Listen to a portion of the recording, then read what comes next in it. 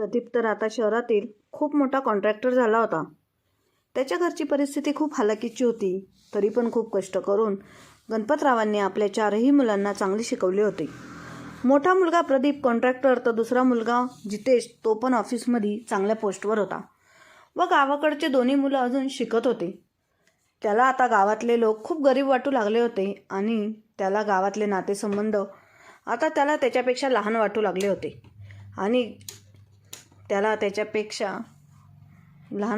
होते त्याने आपल्या मित्रांमध्ये आणि कॉन्ट्रॅक्टर लोकांमध्ये आपली प्रतिमा सन्मानाने तो श्रीमंत व्यक्ती आहे असे वर्णन केले होते.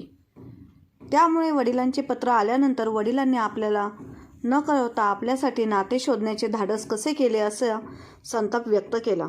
त्याने रिटर्न पोस्टद्वारे वडिलांना कठोर शब्दांत पत्र लिहिले की त्याला गावातल्या मुलीशी अजिबात लग्न करायचे नाही, म्हणून भविष्यात कधीही न विचारता असे अविचार करू नये असा कडक इशाराही पत्रात लिहिला होता.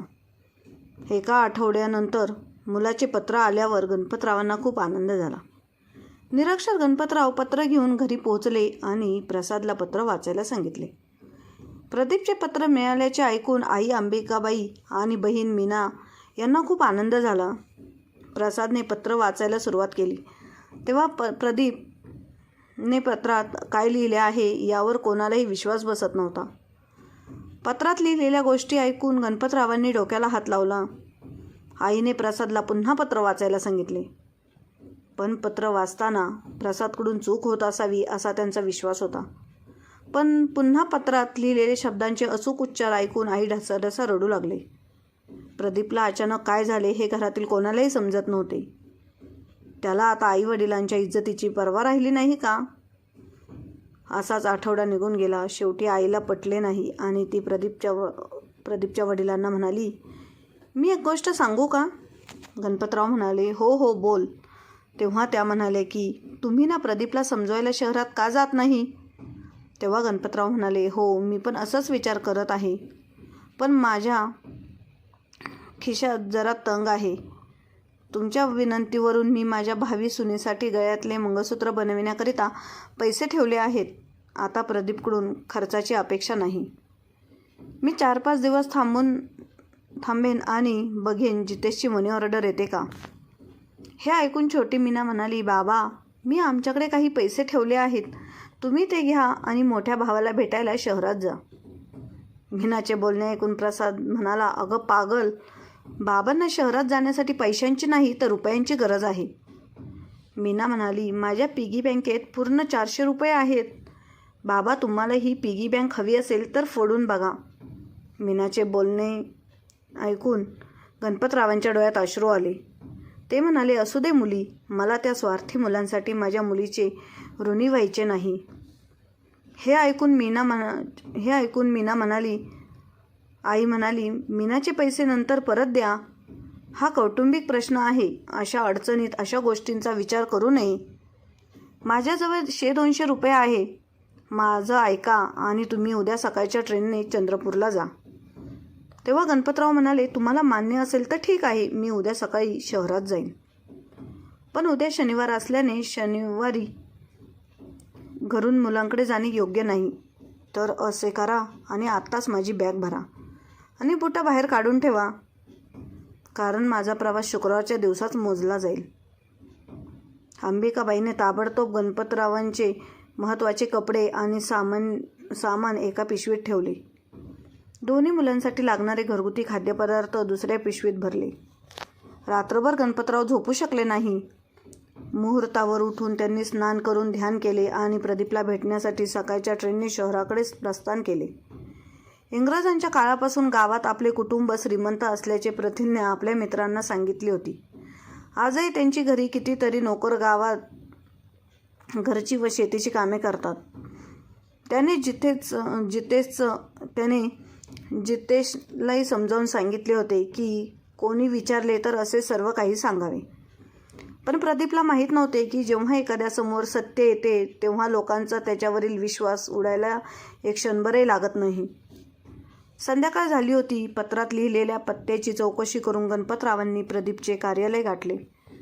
त्यावेळी प्रदीप यांच्या कार्यालयातून मिटिंगसाठी बाहेर गेला होता. प्रदीपच्या ऑफिसच्या बाहेर युनिफॉर्म घालून एक माणूस बसला होता. वृद्ध गणपतरावांनी त्याला विचारले, प्रदीप जाधव इथे राहतात का? तेव्हा म्हाताऱ्याचे बोलणे ऐकून युनिफॉर्म घातलेला माणूस म्हणाला, तुम्ही कोण आहात आणि साहेबांना कसे ओळखता? तेव्हा गणपतराव म्हणाले, मी त्याचा बाप आहे. तो कुठे आहे तो मला दिसत नाही. गणपतरावचे बोलण्याने त्या युनिफॉर्ममधील माणसाने त्यांच्याकडे लक्षपूर्वक पाहिले आणि म्हणाला, साहेब तर कुठेतरी मिटिंगला गेले आहेत. मी फोनवर त्यांच्याशी बोलून तुमच्या येण्याची बातमी देतो. गणपतरावांनी हे सर्व कळत नव्हते. त्यांनी संकोचपणे त्या वॉचमनला विचारले, जितेश जाधव तरी घरी असतील? त्याला सांगा तुझे वडील गावावरून आले आहेत. गणपतरावांचे बोलणे ऐकून वॉचमन म्हणाला, अहो बाबूजी, हे घर नाही, हे साहेबांचं ऑफिस आहे. मागे घरात साहेब आणि त्यांचा धाकटा भाऊ राहतात. चला, मी तुम्हाला घरी सोडतो. नाही साहेब, मी स्वतः जातो, मला रस्ता सांगा. साहेबांचे वडील असल्याचा दावा करणारा माणूस आपल्याला साहेब म्हणतो यावर सिक्युरिटी गार्डचा विश्वास बसत नव्हता की ही व्यक्ती त्यांच्या साहेबांचे वडील आहेत. गणपतरावांनी आपली बॅग उचलली आणि वॉचमनने दाखवलेल्या मार्गावर निघाले. वॉचमनने जबरदस्तीने गणपतरावांच्या हातातून बॅग घेतली आणि गणपतरावांसोबत हवेलीच्या दिशेने निघाला. थोड्याच वेळात दोघेही हवेलीत पोहोचले. वॉचमनने बेल वाजवली तेव्हा जितेश खोलीतून बाहेर आला. अचानक दारात वडिलांना पाहून त्यांच्या आनंदाला पारावर उरला नाही. त्याने वडिलांच्या पायाला स्पर्श केला आणि वॉचमनला बॅग आत घेण्यास सांगितले. घरात पोहोचतात गणपतरावांचे डोळे विस्फारले. इतकं स्वच्छ आणि नीटनेटकं घर त्यांनी आयुष्यात पहिल्यांदाच पाहिलं होतं. वॉचमनने जितेशला विचारले, सर मी मोठ्या सरांना बोलावू का? जितेशने त्याला लगेच ऑफिसवर पाठवले. त्यानंतर वडिलांना चहा पाणी देऊन त्यांनी अचानक चंद्रपूरला येण्याचे कारण विचारले. म्हाताऱ्या गणपतरावांनी घाबरत घाबरत आपल्या मुलाला सगळी गोष्ट सांगितली. जितेशने मोठ्या भावाच्या प्रकरणात ढवळाढवळ करणे योग्य मानले नाही.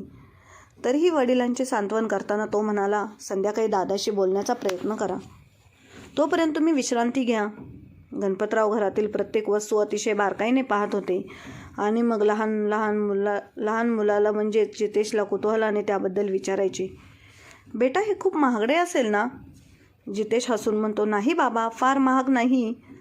संध्याकाळचे 7 वाजले होते. वॉचमनने गेटवरून बेल वाजवली तेव्हा जितेश गेटवर पोहोचला. त्याच्या पाठोपाठ म्हातारे गणपतरावही गेटजवळ गेले. वॉचमनने ऑफिसच्या चाव्या जितेशच्या हातात दिल्या आणि सांगितले की साहेबांचा फोन आला होता. ते रात्री 10 वाजेपर्यंत घरी येतील. त्यांनी मला ऑफिस बंद करायला सांगितले आणि फोन कट केला. कदाचित साहेब मीटिंगमध्ये व्यस्त असतील. गणपतरावांनी जितेशला रामराम म्हणत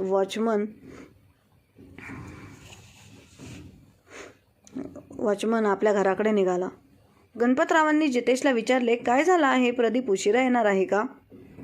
जितेशने सांगितले की काही तातडीचे काम आहे, त्यामुळे दादा उशिरा येतो. यानंतर जितेश संध्याकाळच्या जेवणाच्या तयारीला लागला. म्हाताऱ्या गणपतरावांनी त्यांच्या पिशवीतून आईच्या हाताने बनवलेले पदार्थ जितेशकडे दिले आणि म्हणाले, तुझ्या आईने ही शंकरपाळी तयार करून दिली आहे. प्रदीप आणि जितेश यांना ते खूप आवडतात असेही ती सांगत होती. जितेशने अनिच्छेने बॅग धरली आणि म्हणाला, अरे बाबा, विनाकारण गावातून एवढं उचलून आणायची काय गरज होती? जितेशच्या या बोलण्याने गणपतराव यांना खूप वाईट वाटले. त्यांच्या बोलण्यातून असं वाटत होतं जणू जितेश गावाशी काही संबंधच नव्हता.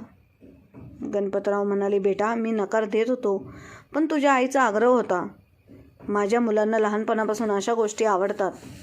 आता ते शहरात राहतात, त्यांच्यासाठी या सर्व गोष्टी तिथे बनवणार कोण? असं म्हणत गणपतराव व्हरांड्यात आले. गणपतरावांनी खूप दिवसापासून बिडी वडली नव्हती, म्हणून त्यांनी खिशातून बिड्यांचा बंडल काढला. माचीसने बिडी पेटवून स्टूलवर बसून ते बिडी उडू लागले.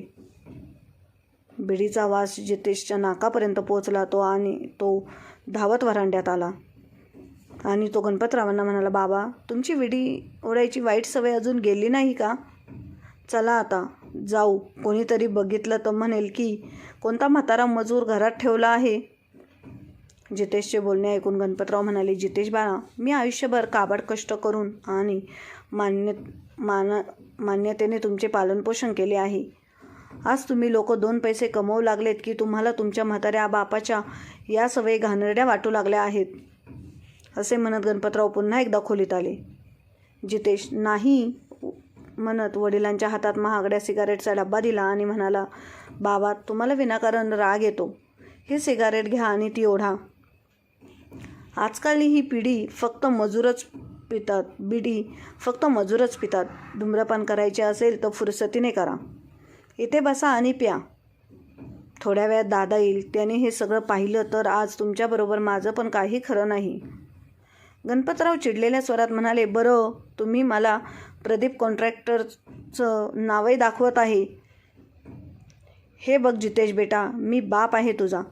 मी सुशिक्षित नाही ही वेगळी गोष्ट आहे, पण तुझी क्षुद्रता मला समजते. गावातील कोणता माणूस सिगारेट ओढतो? अरे हा म्हातारा मृत्यूपूर्वीच हे व्यसन सोडून शकणार आहे हे तुम्हाला माहीत आहे. तरीही तिचे बंधन यापेक्षा आमचं गावच चांगलं. जितेशला आता त्याच्या बोलण्याची लाज वाटली. तो म्हणाला, बाबा माझ्याकडून चूक झाली. चला या गोष्टी सोडा. गावात आई, मीना आणि प्रसाद कसा आहे ते मला सांगा. गणपतराव जितेशच्या बोलण्याकडे दुर्लक्ष करत बाथरूममध्ये गेले. जितेश संध्याकाळच्या जेवणाच्या तयारीला लागला. काही वेळाने गणपतराव बाथरूममधून बाहेर आले आणि ते किचनमध्ये गेले. तेव्हा त्याने जितेशला विचारले, या घरात मंदिर कुठे आहे? मला संध्याकाळची पूजा करायची आहे. जितेश म्हणाला, तिथेच आहे बाबा. समोरचा पडदा काढा, समोरच मंदिर दिसेल. गणपतरावने पडदा काढला आणि घराबाहेर रस्त्याच्या पलीकडे एक मोठं मंदिर दिसत होतं. गणपतरावांनी पुन्हा विचारलं, घरी पूजा करत नाही का? जितेश म्हणाला, नाही बाबा, इकडूनच हात जोडतो. आम्हाला तेवढ्या वेळही मिळत नाही. गणपतराव म्हणाले, म्हणूनच तुम्हा दोघांची बुद्धी भ्रष्ट झाली आहे. ज्या घरात देवाची पूजा होत नाही ते घर नरकासारखे आहे. मला तांब्यात पाणी आण आणि मी इथेच बसून पूजा करतो. बाबा तांब्यात नाही आहे इथे, तर जग किंवा काचेच्या ग्लासतून पाणी पितात. हा ग्लास घ्या. जितेश म्हणाला. गणपतराव तिथे बसले आणि संध्याकाळची प्रार्थना करू लागले. गणपतरावांनी संध्याकाळची पूजा संपन्न केली आणि त्यांची नजर जितेशच्या पायात घातलेल्या चांबड्याच्या चप्पलवर पडली. गणपतरावांनी तोंडातून थुंकले, थू, अरे देवा, या लोकांनी माझा धर्मही भ्रष्ट केला आहे. स्वयंपाकघरात चांबड्याची चप्पल, ती घालून कोण स्वयंपाक करतं का? हे बघ बेटा, मी हे अन्न खाणार नाही. नकळत चहा प्यायलो. अरे देवा, मला माफ कर. हे ऐकून जितेश खूप अस्वस्थ झाला. वडिलांना छान जेवण बनवण्याचा विचार त्याच्या मनात आला होता, पण त्याचा विचार मनात राहिला. त्याने पटकन चप्पल काढली आणि स्वयंपाकघर झाडून झाल्यावर वडिलांना म्हणाला, बाबा मी स्वयंपाकघर साफ केले आहे. मी पुन्हा पीठ मळून घेतले आहे आणि तुमच्यासाठी वेगळे केले आहे. भाकरी आणि भाजीची व्यवस्था केली आहे. तुम्हाला हवं असेल तर तुम्ही येऊन बघू शकता. गणपतराव जितेशला म्हणाले, ठीक आहे, मी पाहिलं आहे. तुम्ही लोक तुमचा नियम आणि धर्म विसरला आहात. तुम्ही कधी तुमच्या आईला चप्पल घालून चुलीवर स्वयंपाक करताना पाहिले आहे का? जो माणूस स्वतःची प्रतिष्ठा विसरतो तो अधर्मी होतो. धर्माच्या मूल्यांमध्ये राहणे हीच आपल्या माणसाची ओळख आहे. वृद्ध वडिलांचा सल्ला ऐकून जितेश परत स्वयंपाकघरात गेला. त्यांनी पुन्हा वडिलांसाठी जेवण तयार केले. रात्रीचे 10 वाजले होते, पण प्रदीप अजूनही घरी पोहोचला नव्हता. तेव्हा गणपतराव किचनमध्ये गेले आणि जितेशला विचारले, हा प्रदीप अजून आला नाही? हा रोज एवढ्या उशिरा येतो का? जितेशने सांगितले की दादासाहेब कधीकधी रात्री 2 वाजेपर्यंत घरी पोहोचतात. कधीकधी खूप जास्त झालं की ते ऑफिसमध्ये राहतात. ठीक आहे, त्यांनी दारू प्यायला सुरुवात केली आहे का? जितेश आता कंटाळा आला होता. त्यामुळे वडिलांच्या बोलण्याला उत्तर देण्याऐवजी त्यांनी त्यांना विचारले, तुम्हाला सकाळपासून भूक लागली असेल, म्हणून प्लीज तुम्ही जेवण करून घ्या. जेवण वाढण्यापूर्वी त्याने त्याच्या वडिलांना विचारले की मी तुमच्यासाठी टेबलावर जेवण देऊ की तुम्ही खाली बसून जेवण करणार? तेव्हा ते उत्तरले, मला वाटते की मी माझ्या मुलांना खूप दिवसांनी भेटतोय. एकत्र बसून खाणार, पण त्याला भेटायला ही वेळ कुठे आहे? असे कर, माझ्यासाठी इथे घरात चटई पसरून दे. मी इथेच बसून 2 गरमागरम चपाती खाईन. जितेश म्हणाला, ठीक आहे. त्यांनी लगेच वडिलांसाठी चटई पसरवली आणि स्वतःच्या हाताने वडिलांना गरमागरम जेवण दिले. जेवताना गणपतराव म्हणाले, जितेश तू जेवण छान बनवतोस. तू घरापासून दूर राहून हे तर शिकला, चांगले आहे. जितेश म्हणाला, हो, काम चालण्यासारखे बनवून घेतो. बाबा, जेवण झाल्यावर गणपतराव दिवाणखान्यात गेले आणि विडी पेटवली आणि ते धूम्रपान करता करता ते फिरू लागले. इथेच प्रदीपने यायला उशीर होईल असे फोन करून जितेशला सांगितले आणि जितेशला जेवून घेण्यास सांगितले. जितेशने प्रदीपला जेव्हा वडिलांच्या येण्याची माहिती दिली तेव्हा प्रदीपने रागाने फोन कट केला. जितेशने 10 वाजेपर्यंत प्रदीपची वाट पाहिली आणि मग त्याने प्रदीपचे जेवण पॅक केले, ते टिफिनमध्ये ठेवले आणि स्वतः जेवू लागला. गणपतरावांनी जितेशला विचारले, प्रदीप अजून का आला नाही? तेव्हा जितेश म्हणाला, कदाचित दादाला आज खूप काम असेल. गणपतरावांनी एक दीर्घ श्वास घेतला आणि म्हणाले, ठीक आहे बेटा, आजपर्यंत मी ऐकलं होतं की बाप हा सर्वात मोठा भाऊ असतो, सर्वात मोठा पैसा असतो. आज मी ते पाहिलं. तू जेवण कर आणि होय, मला झोप येत आहे आणि आज झोपायला खूप उशीर झाला आहे. गावाला रात्री 8 वाजता जेवण करून यावेळी झोपून 4 तास व्हायचे.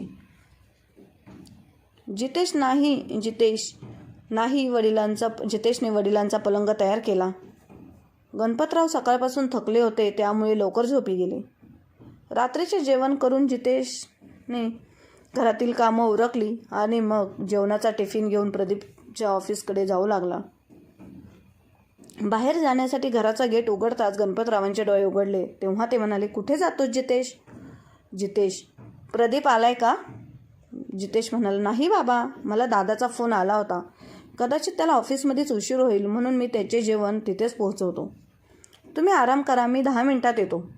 गणपतराव म्हणाले, त्याला असे कोणते काम आहे की तो स्वतःच्या वडिलांना अर्धा तास असे भेटायला येऊ शकत नाही? तू 2 मिनिटं थांब आणि मला माझे धोतर घालू दे, मी पण तुझ्यासोबत येतो. तो मोठा माणूस झाला असल्याने त्या साहेबांना भेटायला मीच येतो.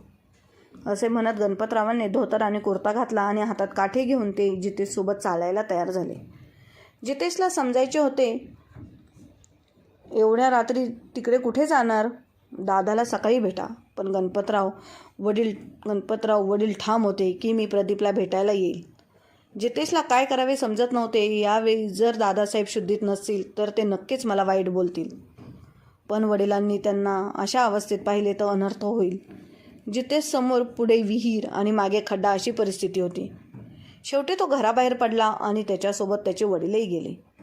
ऑफिसच्या बाहेर येतात तो हात जोडून वडिलांना म्हणाला, बाबा, प्रदीप दादाला काही बोलू नका, नाही तर आज मोठा तमाशा होईल. चांगल्या लोकांनी या दारूबाजांना बळी पडू नये.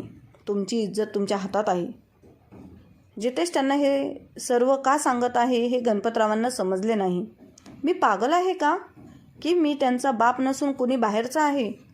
जितेशने हळूच दार ठोठावले. प्रदीपने आतून दरवाजा उघडला आणि गणपतरावांना जितेशच्या मागे उभे असलेले दिसताच तो म्हणाला, तुम्ही कोण आहे? तू या घडीला माझ्या ऑफिसच्या बाहेर काय करत आहेस? जितेशने टिफिन प्रदीपच्या हातात दिला आणि म्हणाला, दादा काय बोलतोयस? अरे, हे आपले वडील आहेत, गावावरून भेटायला आले आहेत. प्रदीप म्हणाला, वडील कोणाचे वडील? आमचे वडील यावेळी गावात त्यांच्या वाड्यात झोपले असावेत. मी दारू प्यायलोय आणि तुला नशा चढली आहे का जितेश? माझा भाऊ प्रदीपला या अवस्थेत पाहून वृद्ध गणपतरावांचा राग अनावर झाला आणि त्यांनी काठीने त्याला दटवले आणि म्हणाले, अरे निर्लज्ज, दारूच्या नशेत तू आता आपल्या म्हाताऱ्या बापाला ओळखत नाहीस? गणपतरावांचा गडगडाट ऐकून आणखी 2 तरुणही प्रदीपच्या ऑफिसच्या बाहेर धावत येऊन दारात पोहोचले. त्यांनी प्रदीपच्या हातातून टिफिन घेतला आणि प्रदीपला त्या गणपतरावांची ओळख विचारली. कोण आहे हा म्हातारा? रात्री इथे ठेकेदाराला त्रास का देतोय? हे ऐकून गणपतराव क्रोधाने संतापले. ते म्हणाले, तुमच्या आईवडिलांनी तुम्हाला असं बोलायला शिकवलं नाही ना? तुम्ही तुमच्या वडिलांच्या वयाच्या माणसाशी एवढ्या फालतू भाषेत बोलत आहे. पण मी तुम्हाला कसं सांगू, आपलं स्वतःचंच नाणं खोटं निघाल्यावर आपण इतरांना काय सांगायचं? प्रदीपने त्याच्या मित्रांना सांगितले होते की त्यांच्या घरची परिस्थिती आलिशान आहे. गणपतरावांचे बोलणे ऐकून दोन्ही तरुणांना समजले की कदाचित ही व्यक्ती प्रदीपकडे काम करणारा मजूर असावी. त्यांच्यातील एक जण प्रदीपला म्हणाला, साहेब, त्यांचा जो काही हिशोब आहे तो प्लीज त्यांच्याकडे द्या आणि त्यांना जाऊ द्या. दुष्ट पक्षाची मला लुटत आहेत. हे ऐकून प्रदीप म्हणाला, अरे, माझा त्यांच्याशी काहीच संबंध नाही. आईने त्यांना इथे का पाठवले आहे हे मला माहीत नाही. पूर्वी तो मला गावात त्रास द्यायचा, आता इथेही तो मला शांतपणे जगू देत नाही. हे ऐकून गणपतराव रागाने भडकले आणि म्हणाले, नालायक पोरा, होशमध्ये राहा. निर्लज्जपणालाही मर्यादा असते. 2 रुपये कमवायला सुरुवात केली आणि तुझी मर्यादा विसरला. प्रदीप आता स्वतःवर ताबा ठेवू शकत नव्हता. तो रागावत आत गेला. आता 100 रुपयांची प्रत्येकी 2 बंडल घेऊन जितेशच्या हातात दिले आणि म्हणाला, हे अजून 20,000 घे आणि या म्हाताऱ्याला माझ्यासमोरून चालते कर. असे म्हणत त्याने मित्रांना आत जाण्यास सांगितले आणि नंतर कार्यालयाचा दरवाजा बंद करू लागला. गणपतराव त्याला कॉलर धरून म्हणाले, धन्यवाद. तुझ्या या कागदी तलवारींवर तू खूप मोठा माणूस झाला आहे. हे खूप बरं झालं, पण एक गोष्ट उघड्या कानांनी ऐक. आजच्या नंतर ना मी तुझा बाप आहे ना तू माझा मुलगा आहेस. जितेशच्या हातातील पैशांचा बंडल हिसकावून घेत त्यांनी प्रदीपच्या चेहऱ्यावर फेकला. त्यानंतर गणपतराव सरळ खोलीच्या दिशेने निघाले. जितेश असे त्याच्या वडिलांच्या मागे गेला. तो घरी पोहोचताच गणपतराव जितेशला म्हणाले, जितेश बेटा, मला माझी बॅग दे. आता मी येणार इथे एक क्षणभरही राहू शकत नाही. जितेश नाही. जितेश वडिलांना हात जोडले आणि म्हणाला, बाबा, मी तुम्हाला आधीच सांगितले होते की तिथे जाण्यास मनाई आहे. उच्च समाजातील लोकांसह भावाची संगत रोज उठणे बसणे असते.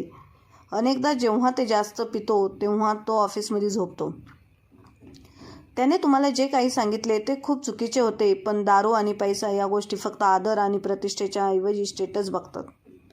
मी तुम्हाला काहीच बोललो नाही, त्यामुळे मध्यरात्री इथून परत जाऊ नका. सकाळ होताच मी तुम्हाला गावच्या बसमध्ये बसवून देईन. आधीच रात्र झाली होती. गणपतरावांना स्वतःवरच खूप राग आला होता. गावात लग्न करण्याची त्यांची इच्छा नव्हती. जर मी इथे आलो नसतो तर निदान बाप मुलाचे नाते तरी कायम राहिले असते. प्रकरण चिघळले. आता घरी गेल्यावर बायकोला काय उत्तर देणार?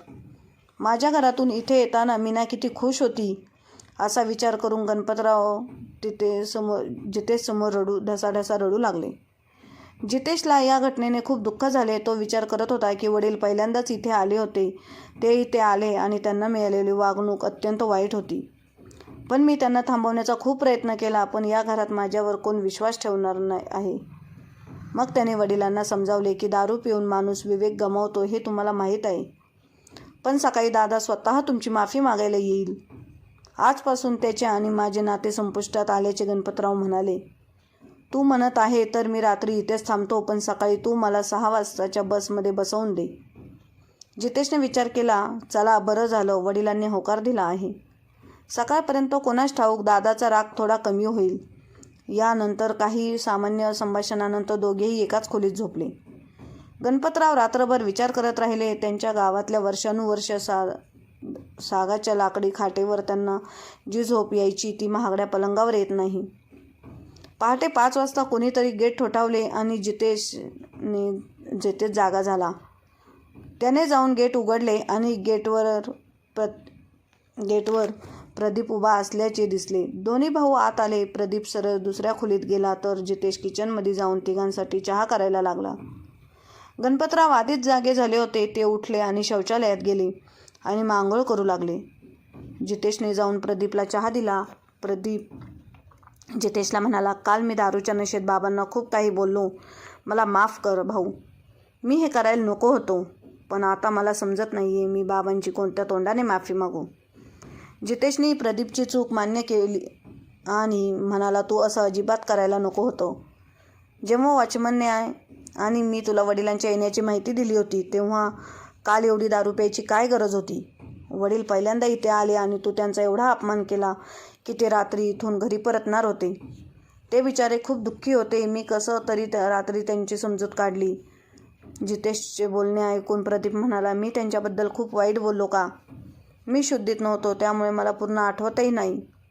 जितेश म्हणाला, तुझ्यासोबत तुझ्या मित्रांनीही वडिलांशी गैरवर्तन केले. तुझ्या सवयी मला माहीत आहेत, पण वडिलांना हे सर्व माहीत नाही.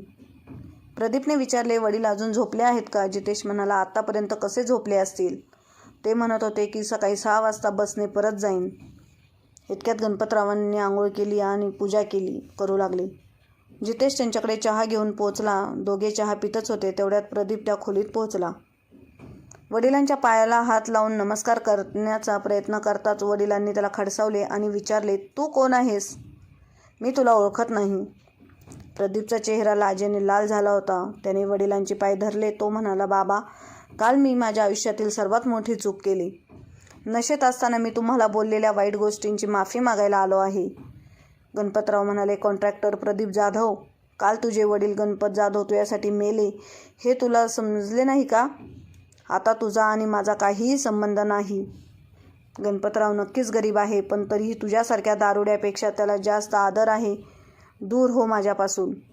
मी माझ्या हृदयावर दगड ठेवला आहे आणि काल रात्रीपासून हे मान्य केले आहे की मला आता फक्त 2च मुलं आहेत. असा नालायक मुलगा असणे किंवा नसणे समान आहे. वडिलांच्या बोलण्यात तथ्य होते. प्रदीप आता शुद्धीवर आला होता. त्याच्या वडिलांनी त्याला सांगितलेले शब्द कठोर होते. वडिलांच्या पाया पडून तो म्हणाला, बाबा, मला सुधारण्याची एक शेवटची संधी द्या. जर मी पुन्हा अशी चूक केली तर तुमची चप्पल माझ्या डोक्यात असेल.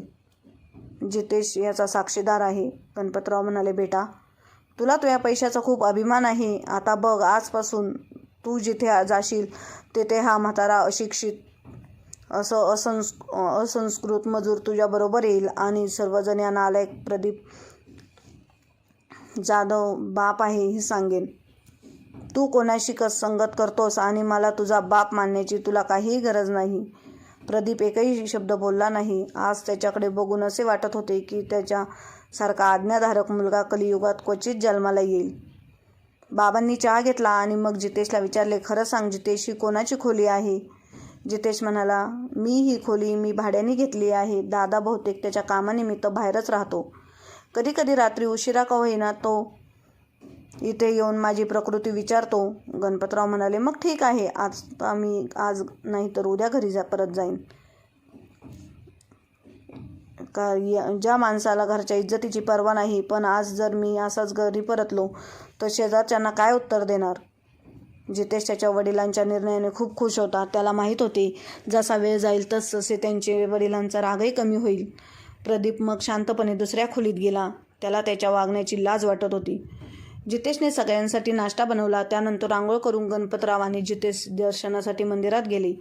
आतापर्यंत प्रदीपने आंघोळ करून तयारी केली होती. मंदिरातून आल्यानंतर जितेशने सर्वांना नाश्ता दिला, पण वडिलांसमोर येण्याची हिंमत प्रदीपची नव्हती. जितेशने मुद्दामून प्रदीपला आवाज दिला. तो म्हणाला, दादा, नाश्ता तयार आहे. बाबा नाश्त्यासाठी तुझी वाट पाहत आहेत. प्रदीप समोरच्या सोफ्यावर डोकं खाली करून बसला आणि नाश्ता करायला लागला. गणपतरावांनी प्रदीपला काही सांगितले नाही, पण तिघांनीही एकत्र बसून नाश्ता केला. जितेशला आज ऑफिसमधून रजा होती, तर प्रदीप नाश्ता करून त्याच्या ऑफिसला गेला. काही वेळाने जितेश वडिलांना घेऊन बाजारात गेला. तिथून त्याने काही सामान आई, मीना आणि प्रसादसाठी दुकानातून काही वस्तू आणि कपडे खरेदी केली आणि गावासाठी काही महत्त्वाच्या वस्तू घेतल्या आणि त्यानंतर ते दोघेही रूमवर आले. प्रदीप आज ऑफिसमधून लवकर त्याच्या खोलीत पोहोचला. आतापर्यंत प्रदीपने जेवणाची व्यवस्था केली होती. गणपतरावांना दारुड्यात तितका झटपट बदल दिसला हे पाहून थक्क झाले. दिवाणखान्याकडे त्याला तेच 2 तरुण तिथे बसलेले दिसले. आपण मजूर आहोत असे समजून काल रात्री माझा अपमान करत होते. त्या दोघांनी गणपतरावांच्या पायाला स्पर्श केल्यावर गणपतरावांनी विचारले, तुम्ही कोण आहेत? मी तुम्हाला ओळखलं नाही. दोघांनीही डोके टेकवले आणि गणपतराव एका स्वरात म्हणाले, काकाजी, आम्ही प्रदीपचे मित्र आहोत. काल रात्री आमच्याकडून जी काही चूक झाली त्याबद्दल आम्ही तुमची माफी मागायला आलो आहोत. जर तुम्ही आमच्या मित्राचे वडील असाल तर तुम्ही आमच्यासाठी वडिलांसारखे आहे. कृपया आम्हाला माफ करा. गणपतराव दोघांनाही खडसावत म्हणाले, तुम्ही याचा विचार कालच करायला हवा होता. समजा मी प्रदीपचा बाप नाही तर तुम्ही लोक एका वृद्ध मजुराचा असा अपमान करता का? तुमच्या लोकांना मिळालेले हे शिक्षण आणि संस्कार आहेत. गणपतरावांचे बोलणे ऐकून दोन्ही तरुणांना सुशिक्षित असल्याची लाज वाटू लागली.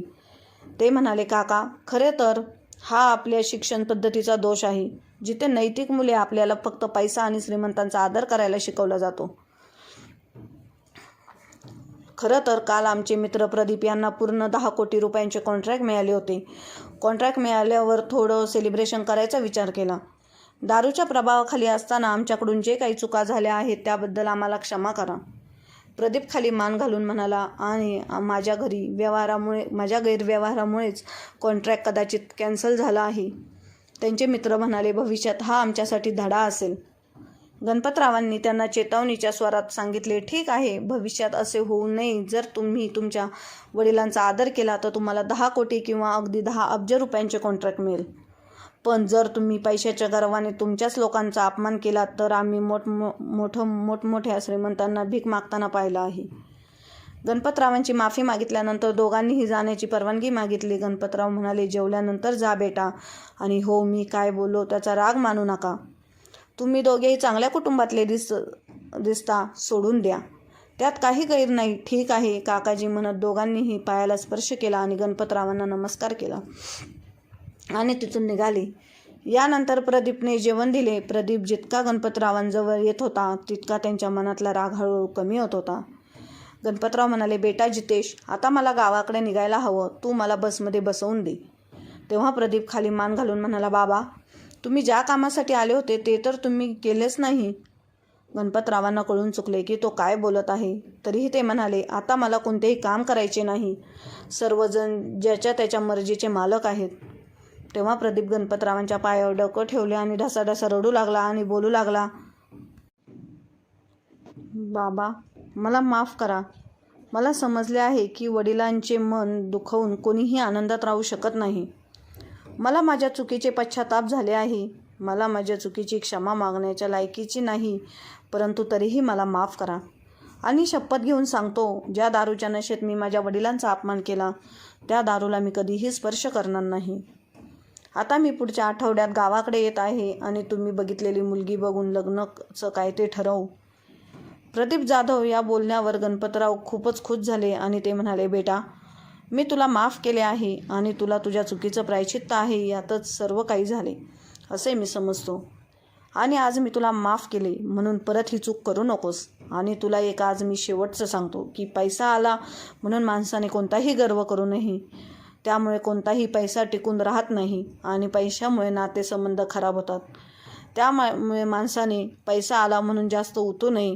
पैसा हा पाहुणा आहे. तो कधी येतो आणि तर कधी जातो. धन्यवाद.